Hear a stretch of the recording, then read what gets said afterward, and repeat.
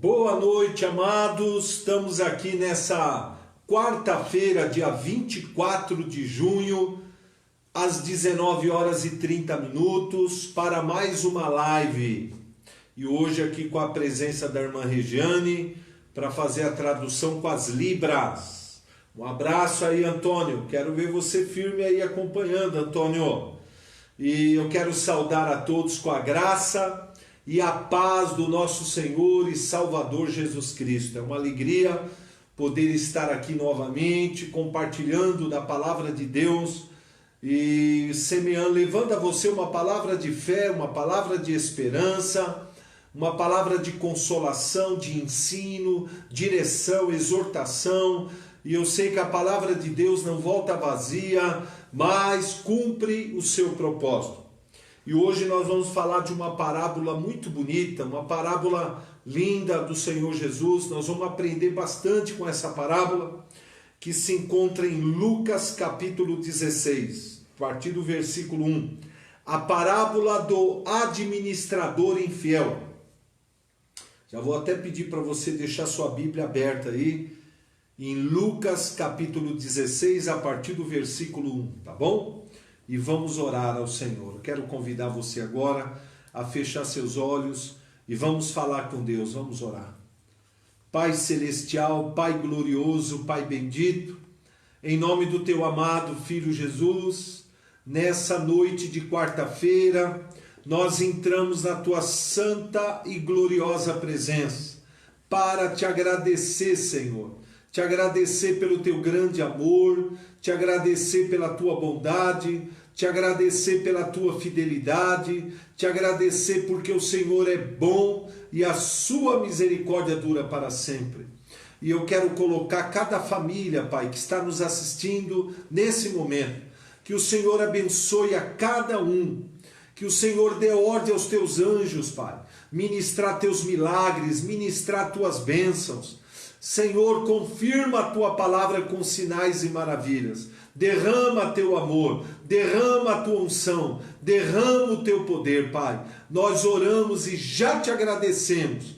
Em nome de Jesus, amém e amém. Glória a Deus, glórias ao Senhor. Meus amados, como nós já anunciamos há algumas semanas, hoje já é a terceira semana que nós estamos ministrando sobre as parábolas do Senhor Jesus. O que é uma parábola? Uma parábola é uma comparação, é uma história onde Jesus ilustra, é uma ilustração, é um ensino figurativo, é uma comparação, para ensinar verdades eternas para o nosso coração. Cada parábola, Jesus tinha uma intenção de ensinar ao povo de maneira clara, de maneira objetiva, verdades eternas do reino de Deus. E hoje nós vamos estudar a parábola do administrador infiel. Uma parábola que nós vamos aprender lições valiosas, viu? Para a nossa vida, principalmente na área financeira. E esse texto encontra-se no Evangelho de Jesus, segundo Lucas, capítulo 16. Lucas 16, a partir do versículo 1. Vamos lá então? Vamos meditar? Eu vou ler essa parábola, tá bom? Vai até o versículo 17. Disse Jesus também aos discípulos: havia um homem rico que tinha um administrador, e este lhe foi denunciado como quem estava a defraudar os seus bens. Então, mandando-o chamar, lhe disse: que é isto que ouço a teu respeito? Presta contas da tua administração, porque já não podes mais continuar nela. Disse o administrador consigo mesmo: o que farei, pois o meu senhor me tira a administração? Trabalhar na terra não posso, também de mendigar tenho vergonha. Eu sei o que farei, para que quando for demitido da administração, me recebam em suas casas. E tendo chamado cada um dos devedores do seu senhor, disse ao primeiro: quanto deves ao meu patrão? Respondeu ele: 100 cados de azeite. Então disse: toma a tua conta e assenta-te depressa e escreve 50. Depois perguntou ao outro: tu quanto deves? Respondeu ele: 100 coros de trigo. Disse-lhe: toma a tua conta e escreve 80. E elogiou o Senhor o administrador infiel, porque se houvera atiladamente, porque os filhos do mundo são mais hábeis na sua própria geração do que os filhos da luz. E eu vos recomendo, das riquezas de origem iníqua, fazei amigos eternos, para que quando aquelas vos faltarem, esses amigos vos recebam nos tabernáculos eternos. Quem é fiel no pouco, também será fiel no muito. E quem é injusto no pouco, também será injusto no muito. Se, pois, não vos tornasses fiéis na aplicação das riquezas de origem injusta, quem vos confiará a verdadeira riqueza? Se não vos tornasses fiéis na aplicação do alheio, quem vos dará o que é vosso? Ninguém pode servir a dois senhores, porque ou há de aborrecer-se de um e amar ao outro, ou se devotará a um e desprezará ao outro. Ninguém pode servir a Deus e às riquezas. Acaba aqui a parábola, mas aí eu quero ler essa parte que Jesus reprova a avareza dos líderes religiosos, dos fariseus, que era a maior religião dos judeus da época, né? Os fariseus, que eram avarentos, ouviam tudo isso e o ridicularizavam.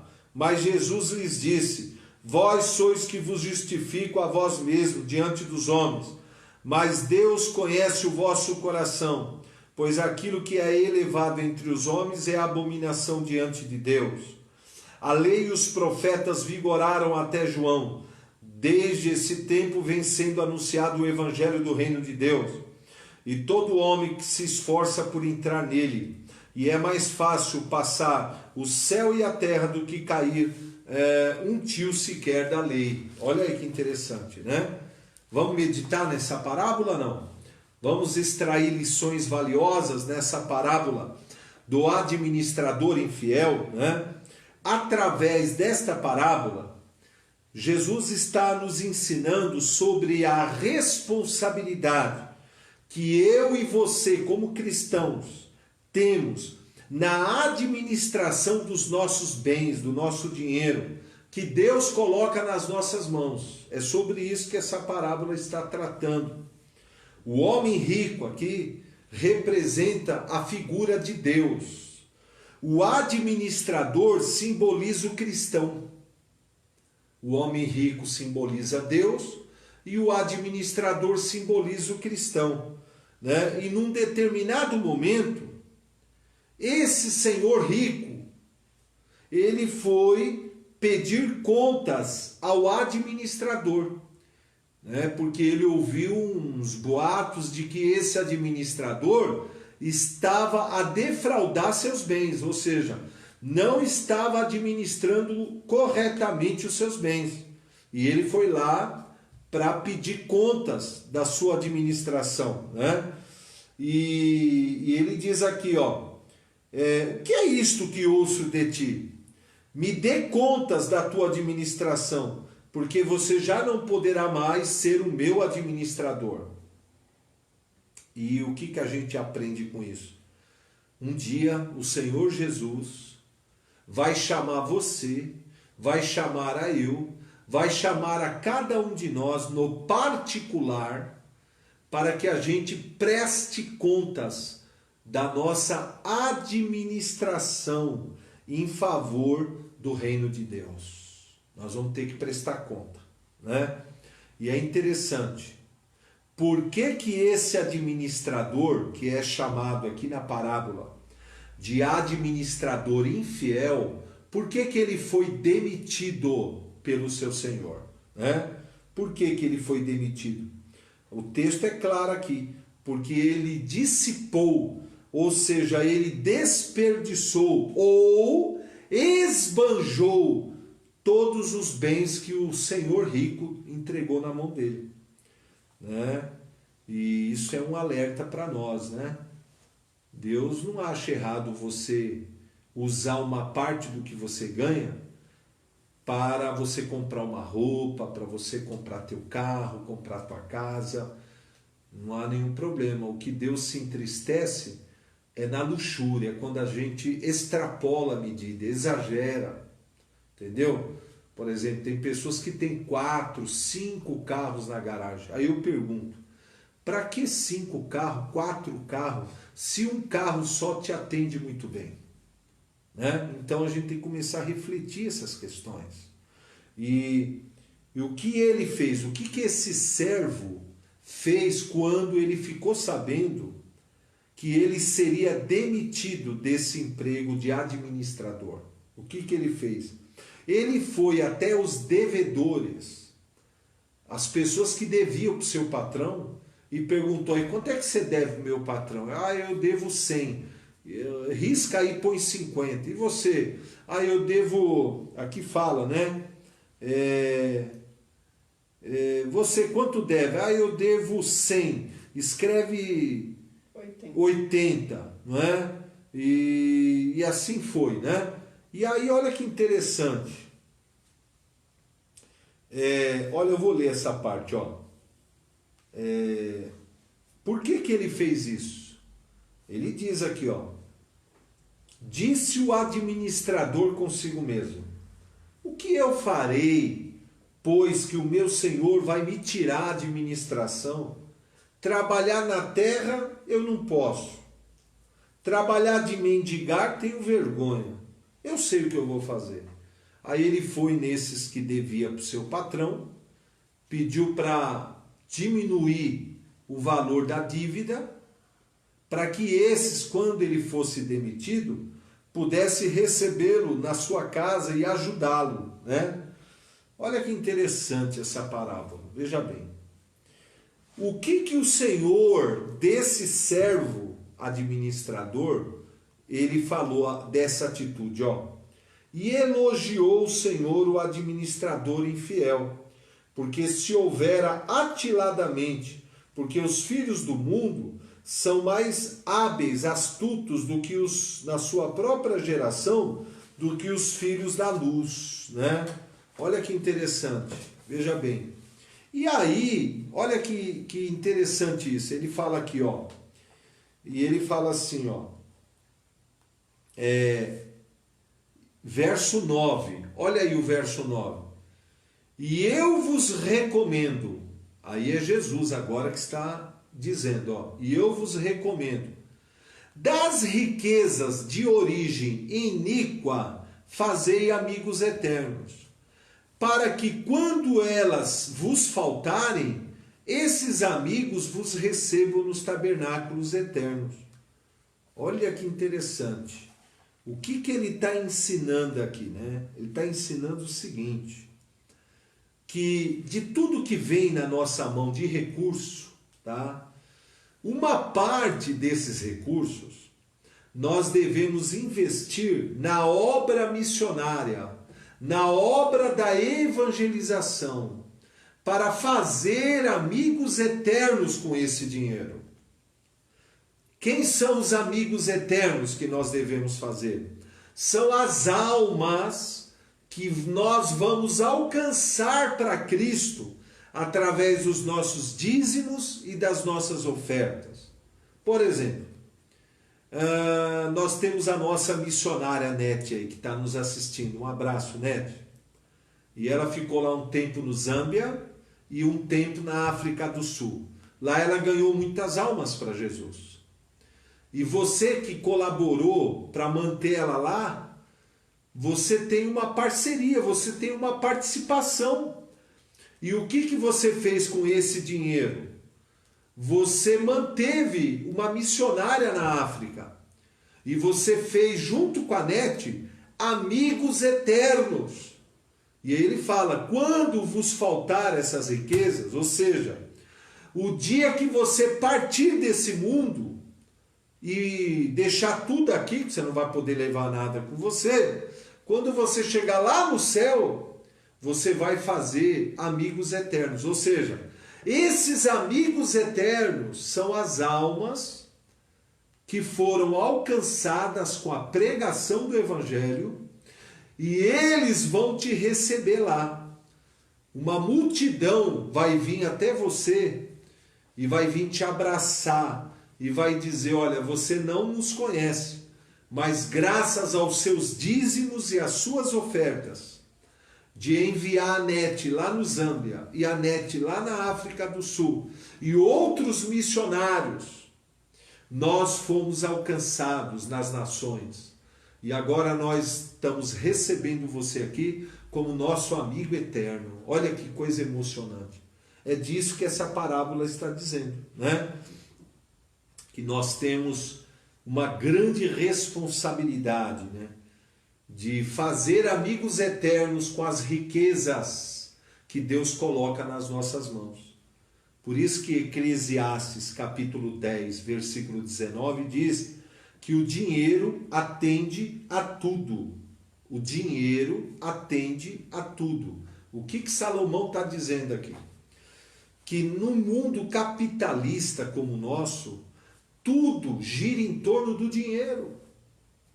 Não é? Por exemplo, essa luz que está iluminando aqui, para que a gente possa fazer essa live, né? Dia 10 chega a conta, a gente tem que pagar.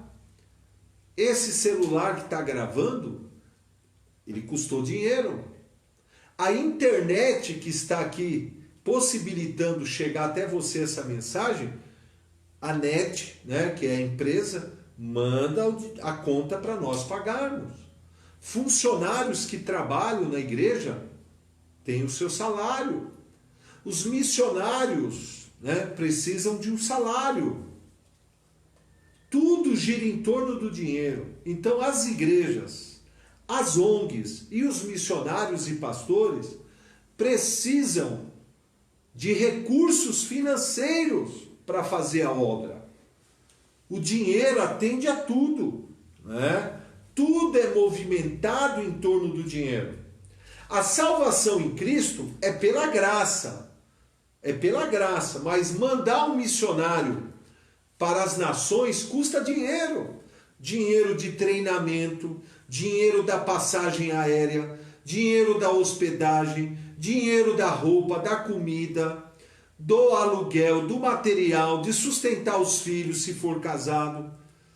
Um pastor em tempo integral, ele precisa ter um salário para que ele possa se dedicar de maneira integral à obra de Deus. Então tudo gira em torno do dinheiro. A salvação é pela graça, mas nessa terra aqui nada é de graça. Tudo gira em torno do dinheiro. É por isso que Deus, né, ele criou um princípio importante aqui no versículo 10 dessa parábola aí. Olha aí comigo, no capítulo 16, versículo 10. Ele diz, ó, quem é fiel no pouco, também será fiel no muito. Mas quem é infiel no pouco, também será infiel no muito. Né? Então esse é um princípio que se chama princípio da fidelidade. Se a gente quer receber mais recursos da parte de Deus, nós precisamos ser fiel com o pouco que Deus coloca na nossa mão. Porque é uma matemática exata. Se você não está sendo fiel com um salário de R$ 1.500, por que você vai orar e dizer, Senhor, eu não estou dando dízimo, eu não estou dando a oferta porque eu ganho pouco. Mas se o Senhor me der um salário de 5.000, aí eu vou passar a dar o dízimo e vou passar a dar a oferta. Não vai. Não vai. Se você não dá dízimo e oferta de um salário de 1.500, você não vai dar dízimo e oferta de 5.000, nem de 10.000. Porque quanto mais ganha, mais gasta. Entendeu? Então, Deus é um Deus sábio, Deus é um Deus inteligente. Ele faz um teste conosco. Ele nos coloca 1.500 na mão para ver o que a gente vai fazer com os 1.500. É igual a igreja aqui, tá? Então, às vezes, entra bem pouco, cai muito, e Deus fica de olho. O que nós vamos fazer?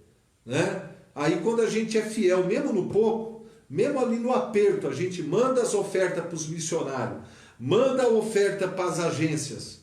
Deus olha aqui e fala, gostei. Né? Aí, no mês que vem, Deus já manda uma quantidade maior. Entendeu? E aí a gente tem que ofertar mais. A quem é mais dado, é mais exigido. É isso que ele está ensinando aqui, não é? Então, Deus quer ver de mim e de você a nossa fidelidade na administração dos recursos financeiros que ele coloca na nossa mão. Isso é muito importante, né? E uma das coisas que ele manda tomar cuidado, né? No versículo 13 aí, tomar cuidado com a ganância e com a avareza. Olha lá, ó, ninguém pode servir a dois senhores, pois ou há de aborrecer-se de um e amar o outro, ou se devotará a um e a desprezará ao outro. Aí ele diz, ninguém pode servir a Deus e às riquezas. Então, uma das coisas que ele manda a gente tomar muito cuidado é com a avareza e a ganância. Provérbios 1,19 diz que o espírito de avareza, o espírito de ganância, ele acaba tirando a vida de quem o possui. Né? Isso é interessante. Provérbios 1,19. Né? Ninguém pode servir a Deus e a Mamon, o Deus da riqueza. Por isso que a gente tem que amar a Deus acima de todas as coisas. Né? Deus deseja a nossa prosperidade financeira. Eu garanto isso para você. E eu posso dar aqui dezenas de passagens bíblicas que comprovam que Deus quer que o crente, o cristão, seja próspero financeiramente. Por isso que Salmo 35, 27 diz que Deus se alegra com a nossa prosperidade.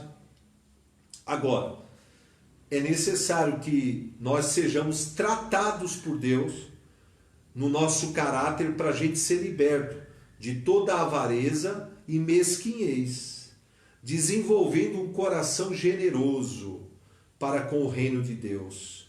1 Timóteo capítulo 6, do versículo 7 ao 10, fala disso. Né? E ele fala, o amor ao dinheiro é a raiz de todos os males. E a piedade feita com contentamento é uma grande fonte de lucro. E Colossenses 3, do 1 ao 4, né, diz que a gente tem que buscar as coisas do alto, pensar nas coisas do alto, onde Cristo está assentado. Né? Porque na medida em que a gente ora, e na medida em que a gente medita sobre a palavra de Deus, nós vamos desenvolver uma mentalidade do reino de Deus, né? E uma forte visão de eternidade. E aí nós vamos desenvolver valores eternos do reino de Deus, nos libertando da avareza, nos libertando do amor ao dinheiro, entendeu? Porque Deus é um Deus inteligente, Deus é um Deus onisciente, onipotente, onipresente. E Ele conhece o íntimo do nosso coração. Né? Para Ele transferir as riquezas das nações, para Ele transferir as riquezas do ímpio nas nossas mãos, nós precisamos estar devidamente preparados no nosso caráter, com visão de eternidade, coração tratado, caráter tratado, muito amor pelo reino, amor pelas almas. Né? Porque, entenda bem uma questão interessante, né? A Bíblia é clara, o amor ao dinheiro é a raiz de todos os males.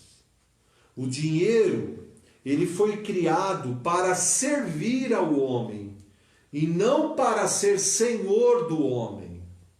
E esse mundo está do jeito que está porque o dinheiro se tornou o senhor que rege a vida das pessoas e não o servo. O dinheiro é um ótimo servo, mas é um péssimo patrão, entendeu? E Paulo tem um conselho aqui para os ricos, para aqueles que têm riquezas, aqueles que têm prosperidade. Aí na primeira carta de Timóteo, capítulo 6, do 17 ao 19, ele diz assim, ó: manda aos ricos do presente século, que não sejam altivos, e nem coloquem a esperança na instabilidade das riquezas, mas em Deus, que abundantemente nos dá todas as coisas, para que delas gozarmos.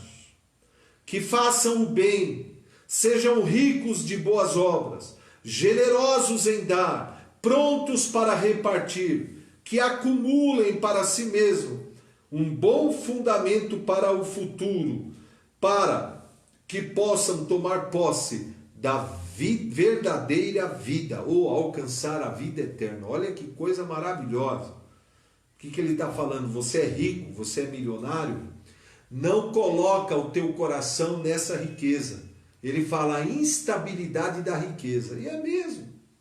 Porque o dinheiro é a coisa mais enganosa que tem. Ele é importante porque ele atende a tudo. Desde que ele seja o servo, não o Senhor.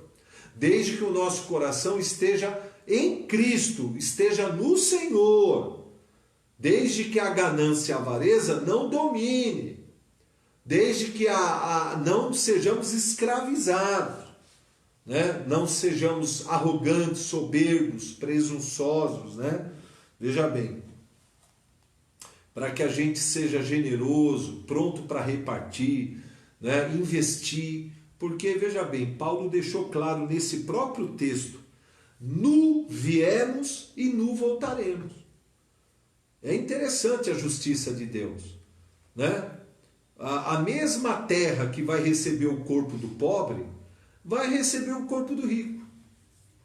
O mesmo caixão que cabe o corpo de um pobre, vai caber o corpo do rico. Os mesmos vermes que vão devorar o corpo do pobre, vai devorar o corpo do rico. E quando tanto o rico quanto o pobre, ninguém pode levar nada junto com si para a sepultura. Toda a riqueza fica. Por isso que a gente não pode pôr o coração nas riquezas. As riquezas é um meio em si, não o fim. O fim é Deus, buscar primeiro o reino, as demais coisas serão acrescentadas. O objetivo das riquezas é para a gente fazer amigos eternos, investir no reino. É lógico que nós não vamos ser hipócritas. Se você tem uma ótima renda, é lógico que você vai dar à tua família um padrão de vida bom, né? Pagar boas escolas para os seus filhos, comer bem, se vestir bem, mas não ultrapassar a linha que Deus estabelece de uma vida digna, mas não luxúria, ganância, avareza, né? Entendeu? Por que você vai comprar um carro de 300 mil reais se um carro de 50 mil leva você no mesmo lugar? Para que comprar um carro de 300, 400, 500 mil reais? Para quê? Para que eu vou comprar uma casa de 10 milhões de reais? Se uma casa de 500, 600 milhões ou até 1 milhão de real me abriga bem. Então, é essas questões que Deus está tratando aqui. Olha que interessante nesse mundo que nós vivemos, nesse mundo capitalista. Você sabia que 90% de toda a riqueza do mundo, trilhões e trilhões e trilhões de dólares, estão distribuídos em apenas 10% da população mundial? 90% da riqueza distribuído em 10% da população. E 10% do que sobra das riquezas estão distribuídas em 90% da população. Ou seja, é uma péssima, injusta e ingrata distribuição de renda. Não é? Por isso que ele está dizendo aqui, você é rico, você é milionário, reparta. Né? É lógico que você não vai sustentar vício de ninguém, preguiça de ninguém, mas ajudar. Se esses 10% que detém 90% dos recursos cumprisse essa ordenança aqui, né, a gente não teria tanta miséria, tanta fome. Parece incrível, mas em pleno século 2020, em pleno ano de 2020, nós temos milhares e milhares de pessoas que morrem todos os anos de fome. De fome. Morre de fome. Eu nem consigo imaginar. Que morte cruel, que morte terrível. Né? Qualquer morte é ruim, mas morrer de fome é um absurdo. Enquanto toneladas e toneladas de alimento vão para o lixo todo dia. Desperdício. não é? Então Deus está exortando aqui, você que tem mais recurso, seja mais generoso, seja rico em dar, em boas obras, generosidade, né? Investir no reino, investir nos pobres, nos desabrigados. Por isso que Deus criou lá em Israel a lei dos dízimos e das ofertas, tá? E que serve para nós também como igreja.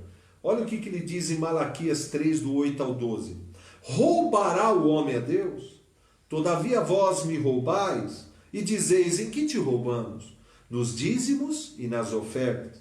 Com maldição sois amaldiçoados, porque a mim me roubais, vós e a nação toda. Trazei todos os dízimos à casa do tesouro, para que haja mantimento na minha casa. E provai-me nisto, diz o Senhor dos Exércitos, se eu não vos abrir as janelas dos céus, e não derramar sobre vós uma bênção sem medida. Por vossa causa repreendereis o devorador, para que não vos consuma o fruto da terra, a vossa videira no campo não será estéril, diz o Senhor dos Exércitos. Todas as nações vos chamarão felizes, porque vós sereis uma terra deleitosa, diz o Senhor dos Exércitos. Olha que interessante, né? Primeiro o dízimo e depois as ofertas. O que é o dízimo? É a 10ª parte do que você ganha. Então olha que interessante, né? Os agricultores em Israel, eles tinham que fazer isso todo ano, né? Eles iam ter lá uma grande colheita lá, né? de soja, de trigo. Então eles iam pegar, né, aquela colheita e separar os 10% de tudo que eles colhiam e levar lá no templo para o sustento da tribo de Levi, que era a tribo sacerdotal, que não receberam herança na terra, porque eles tinham que servir no templo. Então, veja bem, todas as outras 11 tribos tinham que separar os 10% de tudo que eles ganhavam, tudo, né? E levar lá para os levitas, para o sustento dos levitas. E também criar um fundo para os pobres, socorrer os pobres. Você já imaginou se todos os milionários, bilionários, trilhardários fizessem isso, separassem 10%, dessem o dízimo de tudo que eles faturam, as grandes empresas, para fazer projetos sociais, socorrer a filantropia, os pobres, criar emprego? A gente ia diminuir muito essa desigualdade e ia eliminar a fome no mundo, eliminar a miséria no mundo, né? E também, além disso, Deus criou também a oferta. Aí a oferta é diferente do dízimo. A oferta é aquilo que você propõe no coração. De repente, mais 10% ou mais 5%. Aí é entre você e Deus. E Deus criou. Paulo fala da lei da semeadura em Gálatas 6, 6 ao 7. Ele diz, olha, né, a lei da semeadura, tudo que você semear, você ceifará. Né? E essa é uma lei que funciona. Mateus fala na boa medida, recalcada, sacudida e transbordante. Entendeu? Isso aí, tudo isso aí é para a gente plantar e colher abundantemente. É a lei da multiplicação. Entendeu? A multiplicação só opera quando a semente é semeada. Por isso que a gente não pode comer semente. Você não come semente, você come o fruto, entendeu? A semente, ela foi feita para voltar para a terra, para ser semeada de volta na terra, para dar mais frutos, para haver uma multiplicação. Então, o pior desperdício que existe é quando você, ao invés de comer o fruto, você come a semente. E aí, quando você come a semente, você está impedindo que Deus multiplique a tua sementeira. Viu? E isso é importante, né? Por isso, quando nós somos fiéis nos dízimos e nas ofertas, por amor ao reino de Deus, por amor às almas, por amor à obra missionária, por amor à obra social, nós vamos ser grandemente abençoados por Deus. E ele fala aqui, né? Bênçãos sem medidas vão ser derramadas sobre a nossa vida. O que é uma bênção sem medida? Ela é transbordante, é como você transbordar esse copo aqui, muito além do que você consegue administrar. O devorador vai ser repreendido, né? Ou seja, ele vai ficar impossibilitado de te roubar esses demônios miseráveis, né? Demônios devoradores. Na época lá tinha os gafanhotos, né? Entendeu? Que devorava a lavoura. Deus falou, eu vou repreender esses gafanhotos. No nosso caso aqui é no mundo espiritual, né? O maligno que quer nos ver na pobreza, quer nos ver endividado, né? Entendeu? O Senhor vai repreender, vai proteger os seus bens, vai proteger sua casa, vai proteger sua vida. E todos chamarão você de felizes, porque você será grandemente abençoado por Deus. Por isso que Paulo, ele fala aqui, ó, em 2 Coríntios, né, capítulo 6, verso 15, ele diz, aquele que, 2 Coríntios 9, do 6 ao 15, aquele que semeia pouco, pouco também ceifará, e aquele que semeia com fartura, com abundância ceifará. A matemática de Deus, ela é exata, né? Você quer colher muito? Ele diz, semeie muito. Por exemplo, você tem 1 hectare de terra na sua... 24 mil metros quadrados você tem de terra. Só que você semeou só em 10 mil metros quadrados. Deixou 14 sem plantar semente. Quando vier a colheita, você vai colher de 24 mil metros ou de 10 mil metros? Você vai colher o proporcional que você semeou. É isso que o Paulo está dizendo em 2 Coríntios. Né? Ou seja, a tua colheita será proporcional à tua semeadura. Então ele diz, quem semeia muito, muito também vai colher. Quem semeia pouco, pouco vai colher. Essa é a matemática de Deus, né? Entendeu? E isso é importante. E é interessante a gente aprender, ó. O pão foi nos dado para a gente comer. A semente não. Comer semente é pecado, né? É desperdício. O pão a gente come, o fruto. Agora a semente a gente tem que semear no solo, né? Numa terra fértil. E nós vamos colher grandes multiplicações. Essa é a matemática do reino de Deus. Pelo exercício da nossa fé e o amor e a nossa abnegação e o nosso despreendimento, né? E Deus se alegra com isso aí, entendeu? E tanto que Paulo fala aqui nesse texto, né, de Coríntios, a condição do coração do semeador. Não basta dar grandes quantidades. Depende também da condição do coração para ser aceito. Por isso que ele fala, ó, verso 7 do 2 Coríntios 9.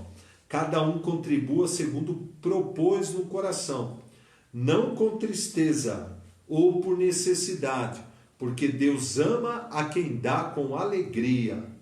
Mais importante do que a quantidade é o despreendimento do nosso coração. É dar com alegria, é dar com amor, é dar com generosidade, não com ganância. Entendeu? E isso vai ser aceito. É fé, alegria e gratidão e amor. São elementos fundamentais no exercício da oferta e do dízimo. E ainda Jesus vai mais longe. Quando você for dar teu dízimo, a tua oferta, e você se lembrar que você tem alguma coisa contra alguém, antes de dar a oferta e dar o dízimo, vai lá e se reconcilia. Deus também vê isso também, o perdão, liberar o perdão, sem rancor, sem ódio, sem mágoa, além de um coração generoso, com amor e alegria. E outra coisa importante que a palavra deixa claro também, além da quantidade e da qualidade do coração, ele fala também que tem que semear em trabalhos sérios, trabalhos frutíferos. Isso é importante. Paulo fala aqui para os Filipenses, capítulo 4, ele diz, ó, e sabeis também vós, ó Filipenses, que no início do Evangelho, quando eu parti da Macedônia, nenhuma igreja se associou comigo no tocante a dar e a receber, senão unicamente a vós outros. E o meu Deus, segundo a sua riqueza em glória, há de suprir em Cristo cada uma das vossas necessidades. Olha que interessante. A igreja de Filipos, ela se associou ao ministério de Paulo, no tocante a dar e a receber. E aí Paulo profetiza para eles no verso 19: e o meu Deus, segundo as suas riquezas em glória, há de suprir cada uma das vossas necessidades em Cristo Jesus. E o mesmo, né, acontece conosco quando nós nos associamos com trabalhos sérios que vão pelo mundo pregar o evangelho e fazer o bem. Então nós nos associamos com vários ministérios sérios, na África, na Ásia, na Europa, no Amazonas, no Sertão e em outros lugares, interior de São Paulo, aqui, nessa região. E Deus se agrada disso, né? E Deus é um Deus que sustenta, é um Deus que supre, é um Deus que multiplica, entendeu? Por isso eu quero encerrar essa parte aqui, te fazendo lembrar de uma promessa que Deus quer cumprir na vida do cristão. Mas Ele está procurando pessoas que Ele possa cumprir isso. Ele está procurando. Assim como Ele procura verdadeiros adoradores que o adorem em espírito e em verdade, Ele está procurando também pessoas com um coração desprendido, um coração generoso, um coração de fé, que ama dar, que ama contribuir, que ama colaborar, contribuir no reino, nos trabalhos, para que ele possa colocar grandes somas de dinheiro na mão dessas pessoas. Está em Provérbios 13, 22. A riqueza do ímpio será depositada por justo. Agora, que justo é esse? Que justo é esse que vai receber a riqueza do ímpio? É aquele que ama Jesus, ama as almas, ama missões, ama filantropia. É aquele que foi testado e aprovado porque ele é fiel no pouco. Entendeu? É aquele que é desprendido, que está pronto a semear suas finanças no reino. Entendeu? Aquilo que Deus colocar na sua mão. Quem sabe é você essa pessoa. Se coloca diante do Senhor, né? Começando a ser fiel com tudo que Deus coloca nas suas mãos. Você sabe o testemunho do dono da Colgate? Essa pasta de dente que a gente usa aí. Procura na internet o testemunho desse homem. Esse homem se converteu e fez um pacto com Deus. Que se Deus abençoasse a empresa dele, ele ia dar 90% e ia ficar só com 10%. Mas ele começou lá aos poucos, com 5%, 10%, e ele foi subindo. E hoje é uma das maiores empresas do mundo, uma empresa poderosa. O testemunho do Colgate, né? É um testemunho maravilhoso, é um grande ensinamento, é uma grande inspiração. E Deus tornou esse homem um homem poderoso, um homem multimilionário, né? Porque ele fez esse pacto com Deus e foi fiel. E Deus foi tornando ele um grande empresário, um empresário muito próspero, entendeu? E foi dando grandes riquezas na mão desse homem. E esse testemunho é uma grande inspiração para nós. Então, receba essa palavra no teu coração. Espero que você tenha gostado. Espero que esse ensinamento tenha, de alguma forma, inspirado você. Procure ser fiel, né? Nos seus dízimos, nas suas ofertas, na sua semeadura, né? E Deus vai multiplicar a sua semente e vai fazer grandes milagres na sua vida financeira, tá bom? Glória a Deus, dá um curtir aí, compartilha esse vídeo, né? Esse ensinamento, tá bom? E eu quero convidar, antes da gente orar para encerrar, eu quero convidar vocês para depois de amanhã, sexta-feira, dia 26, nós vamos ter uma parábola linda, a parábola das bodas, que está lá em Mateus, tá? Vai ser lindo essa parábola. Vai ser sexta-feira, dia 26, 7h30, depois de amanhã. E no domingo, dia 28, nós vamos ter um culto especial com louvor, uma palavra poderosa, as 4 chaves espirituais de Atos dos Apóstolos, e vamos ter a nossa coleta de alimento do mês de junho, tá? Nossa coleta de alimentos. Eu conto com a tua contribuição. O mês passado foi 7 toneladas 260, né? Vamos ver esse mês aí quanto que a gente consegue, porque a demanda aumentou muito. Nós estamos ajudando aí 18 ONGs, mais a agência missionária e mais dezenas de famílias que estão vindo aqui pedir cestas básicas. A nossa igreja tem tido o prazer de socorrer essas famílias. Muitas perderam seus empregos, E nós estamos aqui sendo um canal de bênção. E eu conto com a tua contribuição nos alimentos. Traga até domingo. Os líderes de célula aí, ó, vamos mobilizar células. Estou vendo pouca mobilização na célula. Vamos mobilizar para domingo a gente ter uma boa arrecadação, tá bom? Vamos orar. Deus abençoe sua vida. Pai celestial, Pai glorioso, Pai bendito, eu quero aqui te agradecer, Senhor. Te agradecer por mais uma oportunidade que o Senhor me concedeu de ensinar e pregar a tua palavra. Que esta palavra não volte vazia, mas cumpra o seu propósito. Abençoa, Senhor, essa palavra, que ela possa penetrar em cada coração e gerar em cada um, Pai, consciência. Oh, Pai, que nós somos apenas mordomos, administradores dos bens. Nu viemos e nu voltaremos. E que nós sejamos fiéis na administração de toda a riqueza que o Senhor colocar na nossa mão, para que possamos investir na obra missionária, possamos investir na filantropia, investir, Pai, nos trabalhos, a socorrer o pobre, o necessitado. Abençoe grandemente, Pai. Multiplica a sementeira dos que têm sido fiéis nos dízimos e nas ofertas. Multiplica, Senhor, de maneira sobrenatural. Nós abençoamos a todos. Em nome de Jesus. Amém e amém. Glória a Deus. Ó, uma ótima noite de quarta-feira aos amados. E até sexta, tá bom? Dia 26. Deus abençoe a todos.